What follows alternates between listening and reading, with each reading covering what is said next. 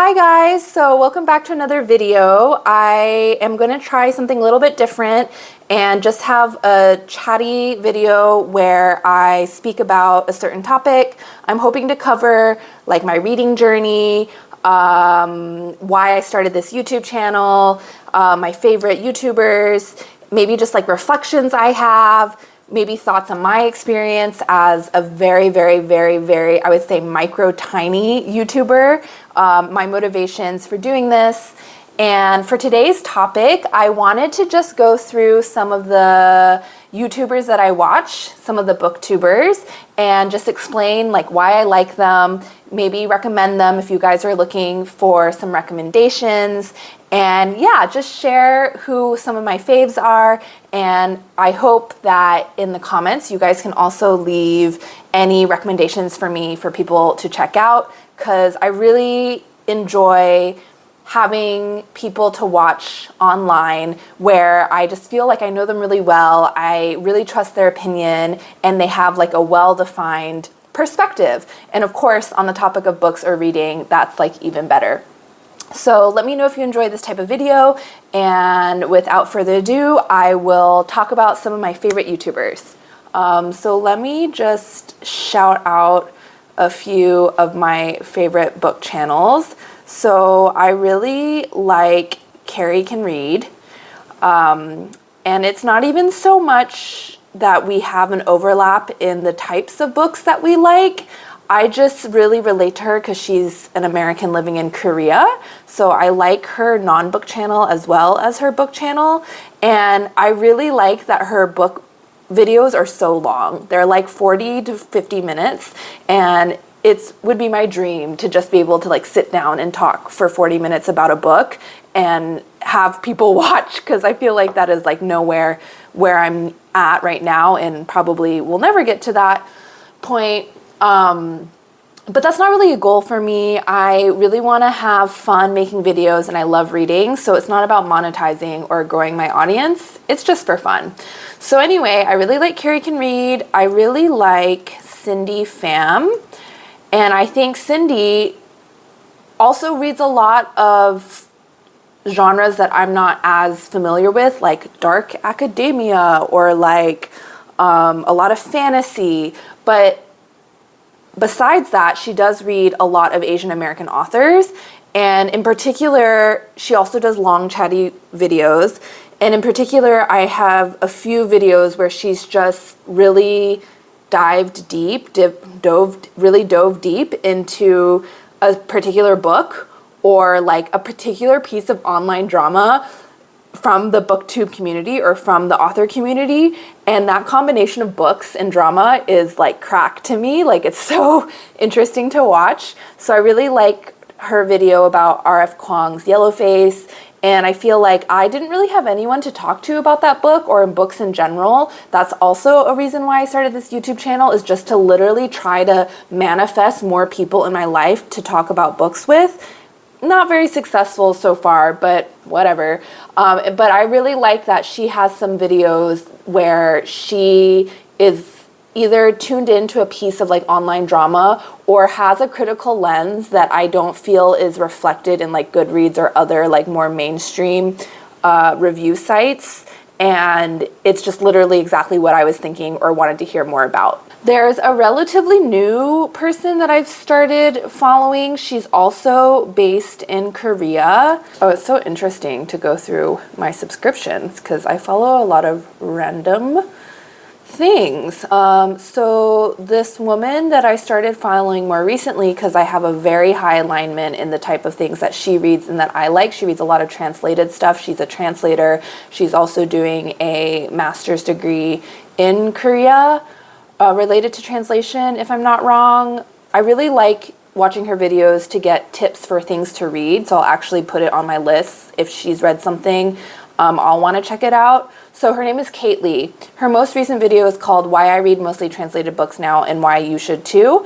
And I'm really interested in translation, and I think it's really interesting to think about how for the English-speaking world, translated books are like a separate thing and viewed as distinct. But I feel that in the rest of the world, the rest of the non-English speaking world, they don't even make that distinction when they're reading quote unquote classics translated into their language. So I think it's just, yeah, fascinating to think about like the act of translation, translating as being different from being the author, but also having a lot of responsibility for meaning and how a work is received. But then how much of that is very much from like the English speaking point of view when we're talking about translations, because I feel like people in the rest of the world that don't have English as a first language, they'll read all of this stuff that was originally written in English in translation and not even think twice about it. But anyway, another person in Korea, I don't know why there's so many like booktubers in Korea that I've been meaning to watch more, but he's actually very prolific in his content, so I like can't keep up, is Nathan Snook. And I really like his editing style. And I also think that he has a really good combination of like critical analysis and deep philosophical thought that really takes me back to my undergrad days. And sometimes it can feel a little bit like too highbrow, but it's also like kind of something I would love to be able to do and emulate later, which is like just really think and process the books I'm reading. Right now I'm very much like reading for pleasure and reading for like stimulation or entertainment, but I'm not really doing like deep analysis or tying what I'm reading back to other bodies of criticism or literary criticism or the zeitgeist or culture very much. And I feel like that's what Nathan Snook does really well. And I love his very unique and like creative intros. Okay, and then the last person I'll mention is Jack in the Books. Jack Edwards, I think he's like very well known and like really like this is his full-time job. He was invited to like host the Booker Prize ceremony. Like he has really made it.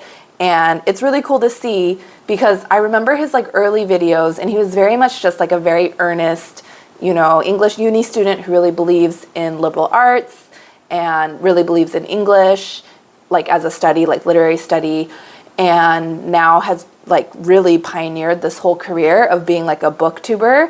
And for him, he's just a very good sense check for me in terms of like what books are very buzzy, what books are popular.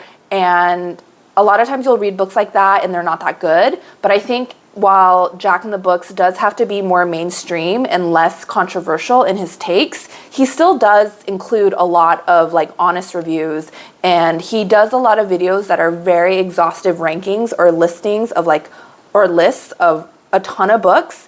And I sometimes when I am not sure what I want to read next, or I have a really long to be read list and nothing is like jumping out at me, I'll just watch one of his exhaustive videos and decide from that.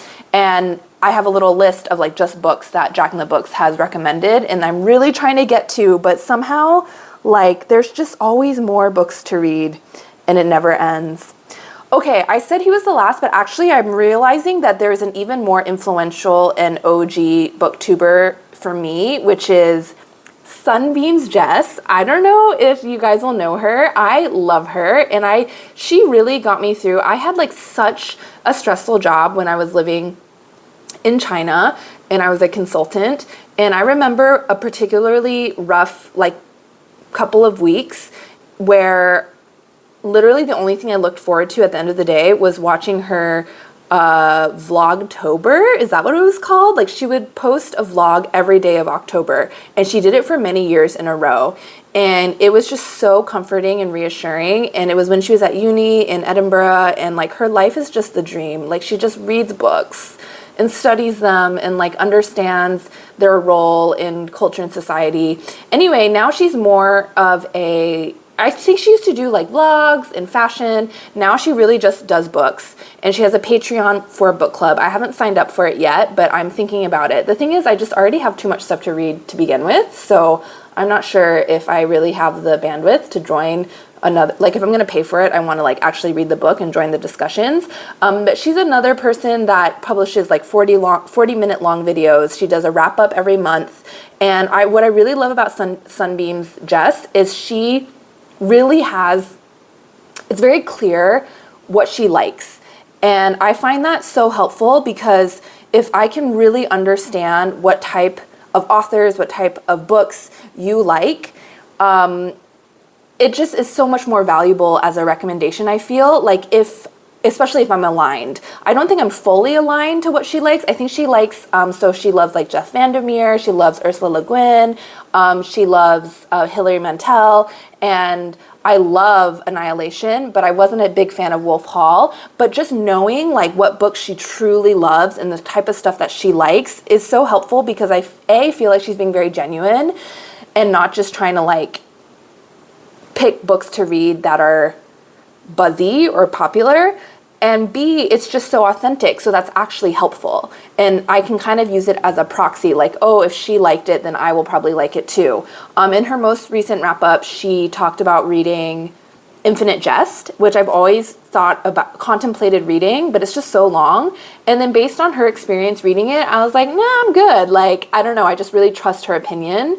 And that to me is the magic of YouTube, is like when you find an influencer who is authentic enough where you don't feel like they're just trying to monetize their content and like recommend stuff to increase views. I feel like Sunbeam's Jess is like past that point, and she really just wants to share what she likes and talk about what she finds to be good writing. So I really value her opinions.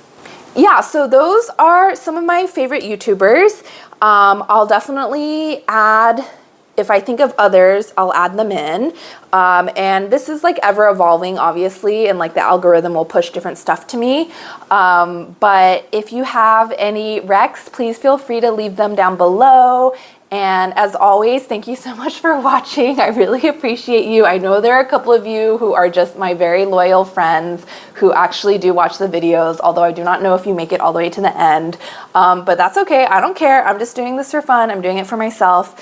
And until next week, stay safe, enjoy your life. It's just a job. Don't worry so much, and I'll talk to you later.